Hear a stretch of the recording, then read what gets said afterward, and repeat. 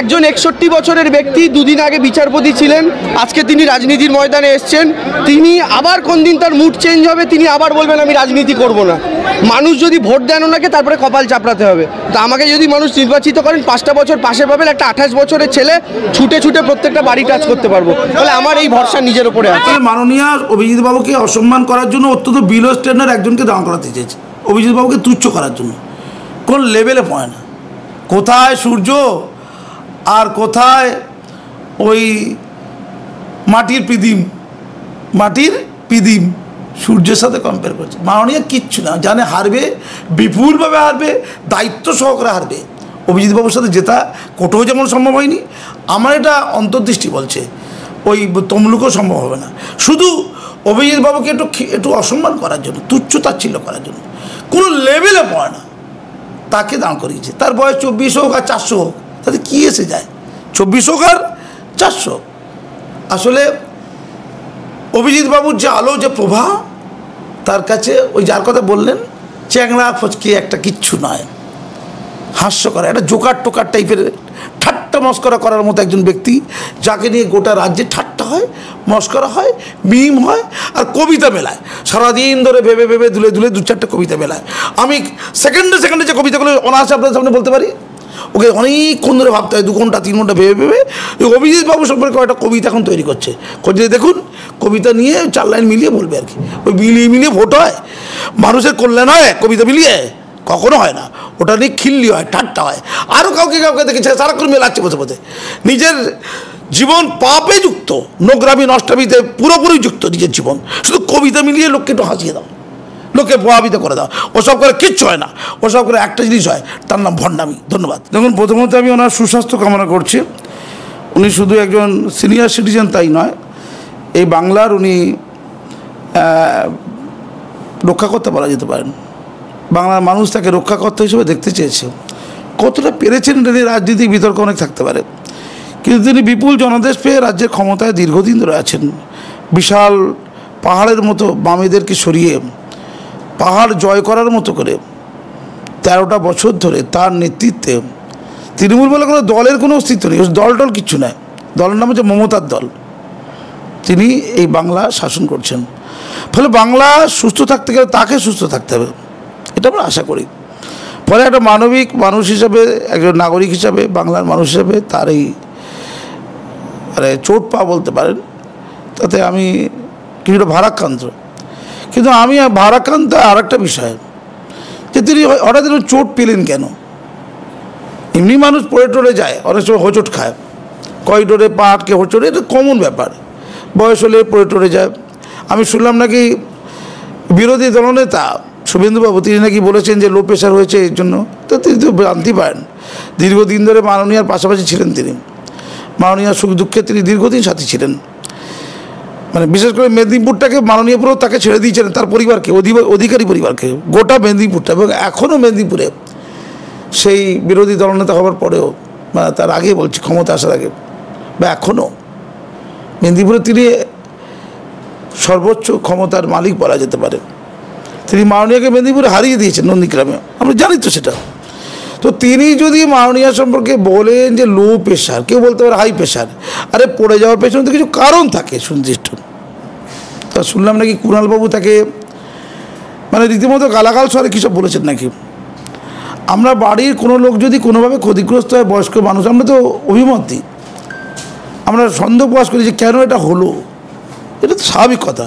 মানে বাংলা রাজনৈতিক পচন এমন জায়গা হয়ে গেছে যে এই কথাটাও বলা যাবে না, নাম্বার 1। নাম্বার 2, যে কুণালবাবু যে দাবি করেছে যে শারীরিক অসুস্থতার জন্য নয়, মানে কুণালবাবুর ধারণা যে মাননীয়া শারীরিকভাবে ভীষণ স্ট্রং।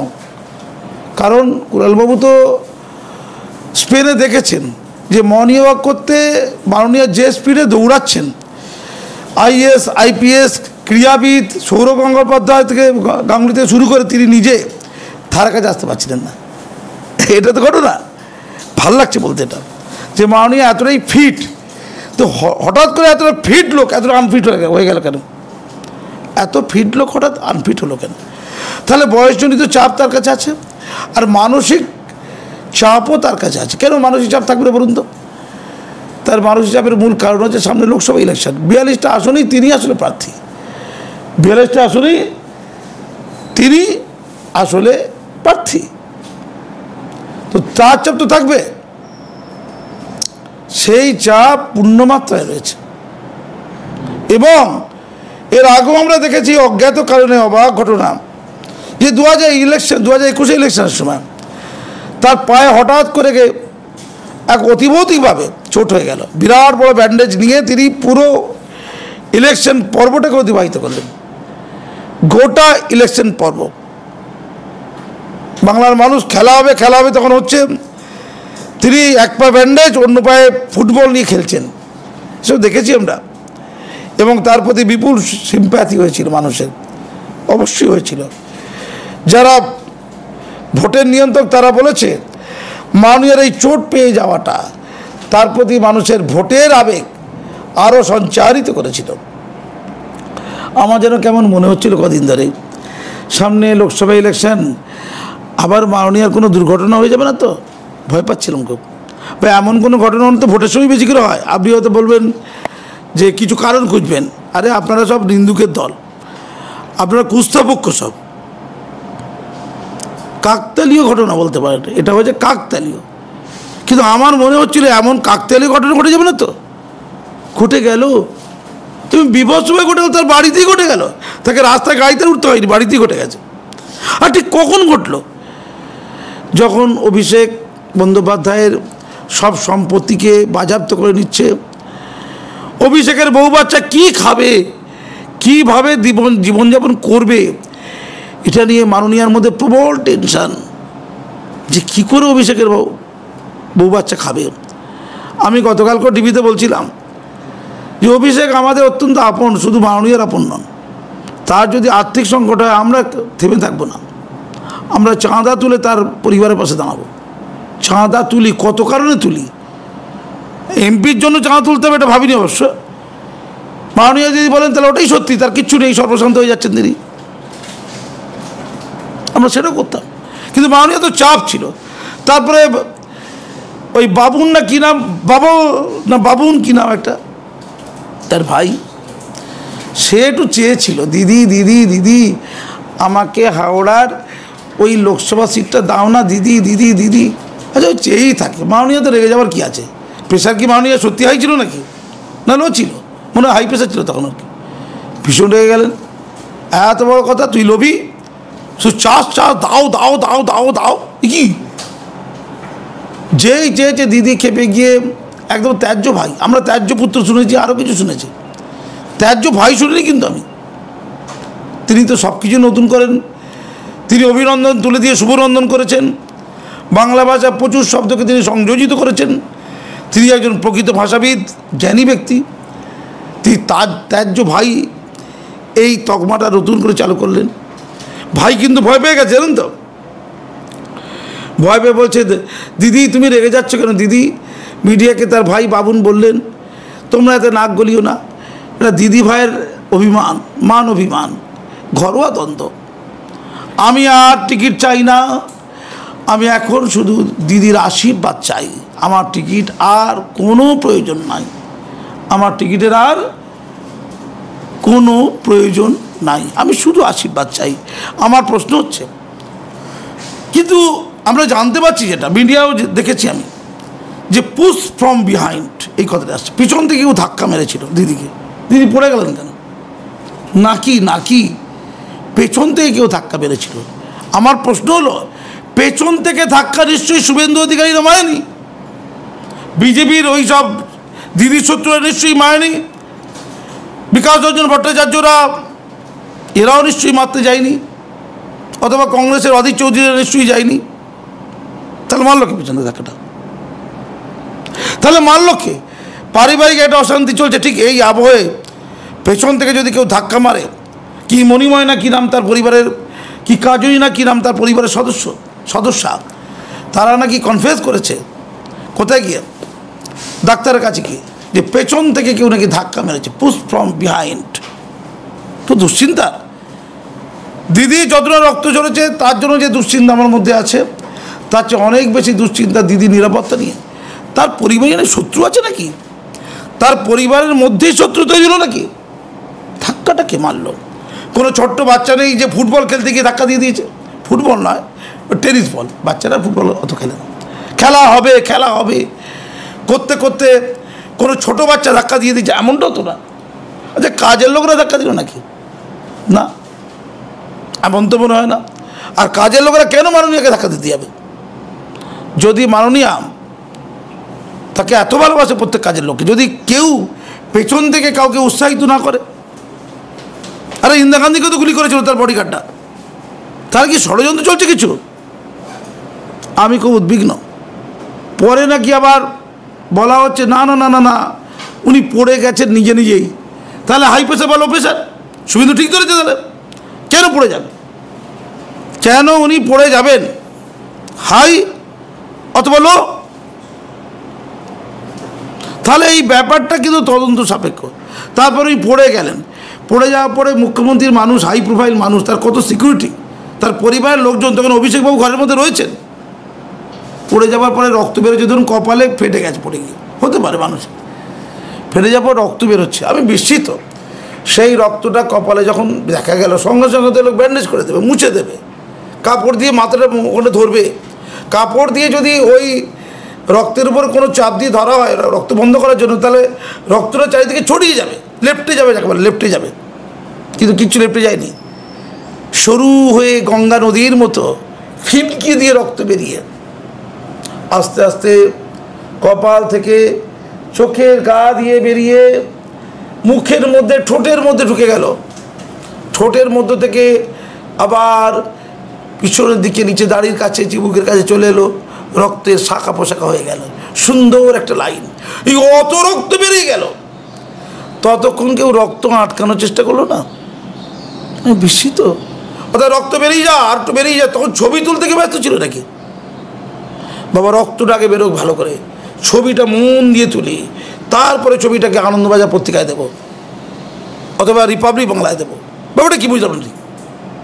তবে রক্ত দেখানোর লক্ষ্য ছিল নাকি? রক্তটা প্রচুর বেরোক দেখাবো, এমন তো দুনিয়ায় দেখিনি। নাকি ওই পরিবারে এত হতদরিদ্র অবস্থা যে একটা ন্যাকড়া পর্যন্ত ছিল না, তুলো পর্যন্ত ছিল না, কেউ নেই দেখার, এতটা সর্বশান্ত হয়ে গেছে তারা সব। অসহায় গরিব অন্তজ প্রান্তিক পরিবারের কারো মাথা ফেটে গেলে, অসহায়, তার কেউ নেই, ধরুন সন্দেশকারীর লোক, আমি গ্যারান্টিতে বলছি অত রক্ত গোটা মুখের মধ্যে ছড়িয়ে যাবার আগে একদম উপর থেকে নিচে পর্যন্ত কেউ না কেউ একটা ন্যাকড়া দিয়েও হোক রক্তটা আটকাতো, চেষ্টা করতো অন্তত আটকাতো।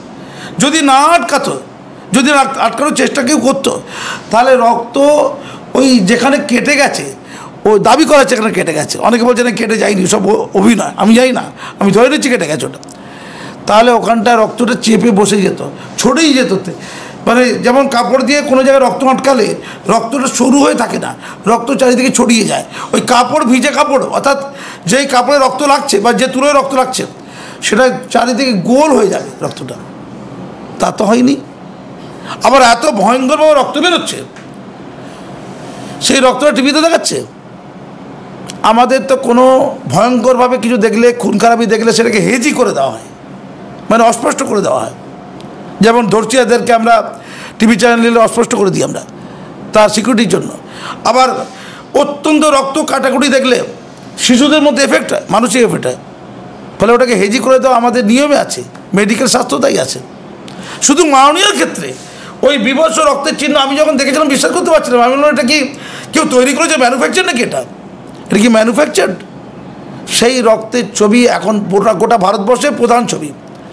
গোটা ভারতবর্ষে 140 কোটি লোকের মধ্যে যে ছবি সবচেয়ে বেশি চর্চিত, সেটা যে মাননীয়ার গোটা মাথা থেকে কপাল থেকে একদম নিচে পর্যন্ত পুরো রক্তের যে একটা স্রোতশীল নদীর ধারার মতো যে ফিনকি, তার ছবিটা। এই ছবিটা কি খুব প্রয়োজন ছিল দেখানো, চারিদিকে ছড়ানো, নাকি এটাই লক্ষ্য?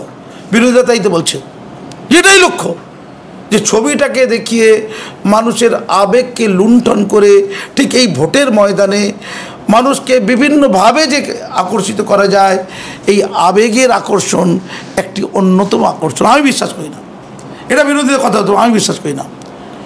এত বড় ঘটনা ঘটে গেল, আপনি বলছেন এটা দেখানোর জন্য, কিন্তু অবাক ঘটনা। ঈশ্বরকেও বলি, মাননীয়ার প্রতি যা কিছু করেন ঠিক ভোটের আগেই করবেন আপনি। আপনি এত নাইনসাফি কেন করেন মাননীয়ের প্রতি? নাকি মাননীয়কে বিশেষ সুযোগ পাইয়ে দিচ্ছেন? কোনটা? যে এই আবেগটা চলুক, অন্য সময় হলে তো ভোট নেই, তখন মাথা বেটে গেলে কেউ দেখবে না, কেউ অত মন দিয়ে কেউ দেখবে না। এখন মন দিয়ে সকলে দেখছেন। আমি শুধু বলি সিবিআই এই আমাদের সিআইডি এর প্রকৃত তদন্ত করবে বলে মনে হয় না। আমাদের বিভিন্ন ডাক্তাররা বিভিন্ন ডিপার্টমেন্টকে দেখেছে, হার্ট থেকে লাংস থেকে কিডনি থেকে সব ডিপার্টমেন্ট চেক করেছে, ওনার অন্য প্রবলেম নেই। তো কুণাল ঘোষের বক্তব্য বোঝা যাচ্ছে ওনার অন্য প্রবলেম নেই। তাহলে কেন তিনি পড়ে গেলেন? পুষ্পবিহীন না ঠোকর খেয়েছেন না লো প্রেশার হাই প্রেশার, কী কারণে হয়েছে? এরকম হাই প্রোফাইল মানুষ প্রধানমন্ত্রী মনে হয় মুখ্যমন্ত্রীকে খুব আশীর্বাদ করেন, ভালো ভালোবাসেন, স্নেহ করেন। যদিও প্রধানমন্ত্রীকে কোমরে দড়ি বেঁধে দেবো যদি পশ্চিমবঙ্গে সেটা বলেছিলেন, তবুও প্রধানমন্ত্রীজি উদার মনে আর রাগটাগ করেননি। বোন বলেছে আর কি করা যাবে, আগের মাথায় হয়তো বলেছে কোনো সময়। তাই প্রধানমন্ত্রীর কাছে অনুরোধ যে দিদির প্রতি যা হচ্ছে, আপনিও তো দিদি দিদি করে ডাকেন, শুধু ডাকলে হবে? তার তদন্ত করতে হবে। আপনি এমনিতে নিয়ে যান, ভালো করে মুখ্যমন্ত্রী তদন্ত করুন। আর্থিক সংকটে ভুগছেন উনি, ভাইপোর এই সমস্যা, আপনি সব সম্পত্তি কে নিচ্ছেন? হ্যাঁ, আপনি এখন গ্রেপ্তার করেননি বটে, কিন্তু সম্পত্তি তো গ্রেপ্তার হয়ে যাচ্ছে, ওটা তো গ্রেপ্তার, সম্পত্তিগুলো গ্রেপ্তার করছেন তো আপনি। এবার আপনি ইডি সিবিআই ঠিক করুন, ইডি সিবিআইকে দিয়ে তদন্ত করুন যে আসলে ঘটেছে কি, কেন এমনটি হলো, কে পুশ ফ্রম বিহাইন্ড করলো, পিছন থেকে ধাক্কাটা কে দিল, আদৌ সত্য কি, নাকি এর মধ্যে অন্য রহস্য আছে, নাকি মাননীয় কোনো নিরাপত্তাহীনতায় ভুগছেন, নাকি ঘরসত্য বিভীষণ, নাকি পরিবারই তাকে নিয়ে আতঙ্কে আছে, তাকে বাঁচিয়ে রাখতে হবে। তিনি বাংলার সম্পদ, 34 বছরের বাংলার যে জগদ্দল পাথরকে তিনি সরিয়েছেন, 34 বছরের বামেদের জগদ্দল পাথর। মাননীয় প্রধানমন্ত্রীর কাছে আমার অনুরোধ, হ্যাঁ আমি বঙ্গবাসী, আপনার দেওয়া সম্মানে আমি সম্মানিত, আমি আপনার কাছে অনুরোধ করছি আপনি ইডি সিবিআইকে অ্যাক্টিভ করে মাননীয়ার এই ঘটনার প্রকৃত তদন্ত করুন, এবং অপরাধীদের যদি কেউ থেকে থাকে তাদের বিরুদ্ধে পদক্ষেপ নিন। আর আমি কুণালবাবুকে বলছি, শুভেন্দু অধিকারীর বক্তব্য নিয়ে খিল্লি না করে বরং ডাক্তারের সাথে কথা বলে দেখুন এই টেনশানে ওনার হাই প্রেশার লো প্রেশার হয়ে যাচ্ছে কি না, তার হার্ট ঠিক আছে কি না, কোনো জায়গায় কোনো মানসিক চাপ তৈরি হয়ে যাচ্ছে কি না। ভালোবাসলে ওই কাজটা করুন, বিরোধী দলনেতার পিছনে দৌড়চ্ছে ওই কাজটা আপনার কাছে বেশি গুরুত্বপূর্ণ, ওই দিকে মন দিন। সব কিছু নিয়ে পলিটিক্স করতে যাবেন না। মানুষের শরীর সেন্সিটিভ জিনিস, ওনার বয়স হয়েছে, এই দায়িত্ব পালন করলেই প্রকৃতপক্ষে মাননীয়ার প্রতি আপনার ভক্তি প্রদর্শন হবে। চালাকি দ্বারা কখনো মহৎ কর্ম হয় না। ধন্যবাদ। স্যার, একটা প্রশ্ন তো এসবের মাঝখানে থেকেই যাচ্ছে বারবার করে, যে মুখ্যমন্ত্রীর বাড়ি কালীঘাট থেকে এসএসকেএম পর্যন্ত মুখ্যমন্ত্রীকে যেখানে নিয়ে যাওয়া হলো, অভিষেক বন্দ্যোপাধ্যায় ব্যক্তিগত গাড়িতে মুখ্যমন্ত্রীকে এসএসকেএমে নিয়ে গেলেন, কোনো রকম অ্যাম্বুলেন্স ছিল না, কি বলবেন? বিস্ময়কর কিন্তু, মানে মুখ্যমন্ত্রীর কালীঘাট এসএসকেএম খুব দূর নয়, ওনাকে অ্যাম্বুলেন্স কেউ দেয় না। আমি তো জানি কত মানুষ মারা গেছে কোভিডের সময় তো বটেই, পরবর্তীকালে অ্যাম্বুলেন্স পায়নি, অসহায় মানুষ ট্রিটমেন্ট পায়নি। আমরা দেখেছি গোটা পশ্চিমবঙ্গে অনেক জায়গা আছে যেখানে 4 চাকা যায় না, বিনা চিকিৎসায় কত মানুষ দলে দলে মারা যায়। হ্যাঁ, তারা অন্তর্জ, তারা প্রান্তিক, তারা পিছিয়ে পড়া, তাদের জীবন এক মরীচিকার মতো। মাননীয় জীবন তো এক মহৎ উজ্জ্বল জীবন, এক সমৃদ্ধ সম্পদশালী জীবন ওনার। হ্যাঁ, উনি কিছু সাধন করেন, শুধু মোবাইলটা একটু বেশি দামি, বাকিটা তো সব কম দাম, চপ্পল টপ্পল সব কম দাম, শাড়িটারি অত্যন্ত সস্তায় কেনেন তিনি। একটু মোবাইলটা ভালো রাখতে হয়, কারণ মোবাইলটাতে গোটা ওয়ার্ল্ড চালাতে হয় ওনাকে, বিশ্ব বাংলা চালাতে হয়, শুধু পশ্চিমবঙ্গ উনি চালান না, উনি বিশ্ব বাংলা চালান, তাই মোবাইলটা একটু কস্টলি, বাকিগুলো সব কম দাম। তিনি কিছু তার সাথে থাকেন, কিন্তু তারা অ্যাম্বুলেন্স উঠলো না ভাগ্যে, এত গরিব তো জানতাম না। একটা অ্যাম্বুলেন্স তো, আরে বাবা অত বড় ঘটনা যদি হার্ট থেকে হয়ে থাকে, তো অভিষেকের গাড়িতে কি হার্টের ব্যবস্থা আছে নাকি, মানে অক্সিজেন টক্সিজেনের ব্যবস্থা আছে নাকি? ওটা অ্যাম্বুলেন্সে থাকে বলে জানি। দামি গাড়িতে অক্সিজেন আছে আমার অন্তত জানা নেই। আচ্ছা, ওনার গাড়িটা কি খুব দামি, ওয়ার্ল্ডের মধ্যে সর্বশ্রেষ্ঠ গাড়ি নাকি? আমি বাইডেনের গাড়িতে সব থাকতে পারে, বাইডেন আমেরিকার প্রেসিডেন্টের কথা বলছি, অভিষেকের গাড়িতে মনে হয় তাহলে আছে টাছে হয়তো। দাঁড়া সাহস করে কী করে নিয়ে গেল, তাকে তো হার্টের ডাক্তার দেখাতে হচ্ছে। তাহলে অ্যাম্বুলেন্স কি কালীঘাট অঞ্চলে পাওয়া যাবে না? নাকি অ্যাম্বুলেন্স এতটাই তুচ্ছ, নাকি এমন কোনো সমস্যা ছিল না, এমন কোনো সমস্যা ছিল না যাতে করে অ্যাম্বুলেন্সে তুলতে হয়? কোনটা সত্য? এটাও ইডি সিবিআইকে তদন্ত করে দেখতে হবে। কেন এত ভয়ঙ্কর অবস্থা হওয়া সত্ত্বেও অভিষেক বাবুর ব্যক্তিগত গাড়িতে উনি গেলেন? কেন অ্যাম্বুলেন্সের প্রয়োজন হলো না? অ্যাম্বুলেন্স কেন এত অপ্রতুল হয়ে গেল? অপ্রতুল কেন হয়ে গেল? কেন অ্যাম্বুলেন্স পাওয়া গেল না? অথবা পাওয়া যদি যায় তিনি কেন অ্যাম্বুলেন্সে গেলেন না? স্যার, রাত 10:30টার সময় এসএসকেএম এর ডিরেক্টর অন ক্যামেরায় স্টেটমেন্ট দিয়েছিলেন যে within the vicinity of our home due to some push from behind, অর্থাৎ পেছন থেকে ধাক্কার জন্যই তিনি পড়ে যান এবং মাথায় চোট লাগে। কিন্তু পরবর্তীতেই তিনি তার স্টেটমেন্ট ব্যাখ্যা করতে গিয়ে বলেন যে পেছন থেকে কেউ ধাক্কা মেরেছে এমনটা বলতে চাননি, মুখ্যমন্ত্রীর শরীর অসুস্থ ছিল তাই পেছন থেকে ধাক্কা অনুভূত হয়েছিল। কি বলবেন? আপনার অনুব্রতকে মনে পড়ে? অনুব্রতর শরীর কেমন আছে এটা দেখানোর জন্য সরকারি হসপিটালে অনুব্রতকে যেতে হয়নি, সরকারি হসপিটালের ডাক্তার অনুব্রত বাড়ি চলে গেছে। আপনি জানেন সরকারি হসপিটালের ডাক্তাররা কোনো ব্যক্তি লোকের বাড়ি যেতে পারে না। অনুব্রত তিনি কোনো নেতা মন্ত্রী কিচ্ছু নন, মানে তিনি পলিটিক্যাল লোক, তিনি কোনো প্রশাসনিক বড় পদের নয়, কোনো মন্ত্রীও নন। তার কাছে গিয়েছিল তো, ডাক্তারকে যা বলেছে তাই ডাক্তার লিখেছে। প্রথম দিকে ডাক্তারকে মনে হয় এটা অনুমান করছি, বলেছিল বল লেগ পুশ ফ্রম বিহাইন্ড, পিছন থেকে ধাক্কা মেরেছে। ডাক্তারবাবু তাই লিখে দিয়েছেন। এগুলো হচ্ছে অনুপ্রাণিত ডাক্তার। এদেরকে কোথায় পাওয়া যায়? এদেরকে এসএসকেএমে বেশি করে পাওয়া যায়। এরা পেশেন্টকে কোথায় ভর্তি করে? এরা পেশেন্টকে উডবার্ন ওয়ার্ডে ভর্তি করে। উডবার্ন ওয়ার্ডে কারা যায়? যখন ওখানে শোভন যায় তখন বৈশাখীরাও উডবার্ন ওয়ার্ডে থাকে, অর্থাৎ প্রেমিক প্রেমিকারা থাকে। উডবার্ন ওয়ার্ডে এখন রোগীদের জন্য নয়, কিছু যাদের বিরুদ্ধে অভিযোগ থাকে, অভিযুক্ত যারা তারা উডবার্ন ওয়ার্ডে থাকবে, আর কিছু প্রেমিক প্রেমিকা উডবার্ন ওয়ার্ডে যাবে। সেই উডবার্ন ওয়ার্ডটাও ঠিক করে দেয় এই এসএসকেএম। ওখানেই যারা কর্তা ব্যক্তি আছেন, যারা সুপার টুপার, তারাই তো ঠিক করে দেন। তো তেমন কোনো ব্যক্তিকে নিশ্চয়ই বলেছে অনুপ্রাণিত তুমি কি পরীক্ষা নেবো? বলছে স্যার পরীক্ষা নিন স্যার, স্যার পরীক্ষা নিন স্যার। কী করতে হবে বলুন স্যার? বলছে বলো পুশ ফ্রম বিহাইন্ড। বলছে লিখে দিচ্ছি পুশ ফ্রম বিহাইন্ড। মনে হচ্ছে যা বোঝা যাচ্ছে পিছন থেকে ধাক্কা মেরেছে। তারপর বলা হয় এটা সমস্যা আছে, ড্যামেজ কন্ট্রোল, এটা বলা যাবে না। এবার বলতে হবে না পুশ ফ্রম বিহাইন্ড নয়, পিছন থেকেও ধাক্কা মানে অন্য কারণে হয়তো লেখ। আচ্ছা স্যার লিখে দিচ্ছি, দিস ইজ দ্য সিনারিও। ঠিক এইভাবে বলেছি কিন্তু কথাটা, যে বললাম স্যার কাঁপছিল কিন্তু তখন তত্ত্ব করে 1 জঙ্গলমহল পোস্টিং হয়ে যাবে। এই হলো এসএসকেএম।